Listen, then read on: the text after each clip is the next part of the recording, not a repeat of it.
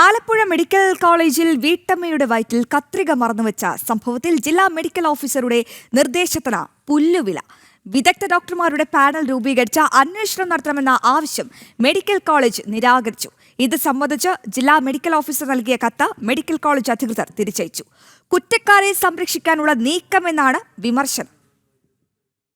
Alappuzha Vandanam medical കോളേജിൽ വീട്ടമ്മയുടെ വയറ്റിൽ കത്രിക കുടുങ്ങിയ സംഭവത്തിലാണ് അധികൃതരുടെ അനാസ്ഥ. സംഭവം നടന്ന് ഇത്ര ദിവസം പിന്നിടുമ്പോഴും കുറ്റക്കാർക്കെതിരെ ചെറുവിരലനക്കാൻ അധികൃതർക്ക് സാധിച്ചിട്ടില്ല. സംഭവത്തിൽ വിദഗ്ധരായ ഡോക്ടർമാരെ ഉൾപ്പെടുത്തി മെഡിക്കൽ സംഘം രൂപീകരിച്ച് അന്വേഷണം നടത്തണമെന്ന ആവശ്യം മെഡിക്കൽ കോളേജ് അധികൃതർ തള്ളി. ജില്ലാ മെഡിക്കൽ ഓഫീസർ നേരിട്ട് നൽകിയ കത്താണ് മെഡിക്കൽ കോളേജ് അധികൃതർ തള്ളിയത്. മെഡിക്കൽ വിദ്യാഭ്യാസ വകുപ്പിന് കീഴിലുള്ള മെഡിക്കൽ കോളേജുകൾക്ക് ആരോഗ്യവകുപ്പ് ഡയറക്ടറുടെ കീഴിലുള്ള ജില്ലാ മെഡിക്കൽ ഓഫീസർ കത്ത് നൽകിയതിലെ സാങ്കേതികത്വം പറഞ്ഞാണ് മെഡിക്കൽ കോളേജ് അധികൃതർ കത്ത് തിരിച്ചയച്ചത്. കേസിൽ ഉൾപ്പെട്ട് ഡോക്ടർമാരെ സംരക്ഷിക്കുന്നതിന്റെ ഭാഗമായിട്ടാണ് നടപടിയെന്നാണ് ആക്ഷേപം. സ്വകാര്യ ആശുപത്രിയിൽ ശസ്ത്രക്രിയ നടത്തി കത്രിക എടുത്തുമാറ്റിയ ഉഷ വീട്ടിൽ തിരിച്ചെത്തി. എന്നാൽ അന്വേഷണം മാത്രം ആരംഭിച്ചിട്ടില്ല.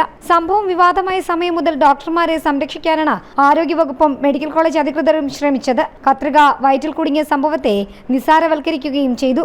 ആ സമയത്തെ ഡിപ്പാർട്ട്മെന്റ് ഹെഡായ ഡോക്ടർ ലളിതാംബയ്യക്കെതിരെ നേരത്തെ പോലീസ് കേസ് രജിസ്റ്റർ ചെയ്തു. കേസിൽ കൂടുതൽ തെളിവ് ശേഖരണത്തിനായി പോലീസ് ആവശ്യപ്പെട്ടിട്ടുണ്ടെങ്കിലും ഇത് മുന്നോട്ടു പോയില്ല. ഇത് കേസ് അട്ടിമറിക്കുന്നതിന്റെ ഭാഗമായിട്ടാണെന്നാണ് ആരോപണം. ജനം, തിരുവനന്തപുരം.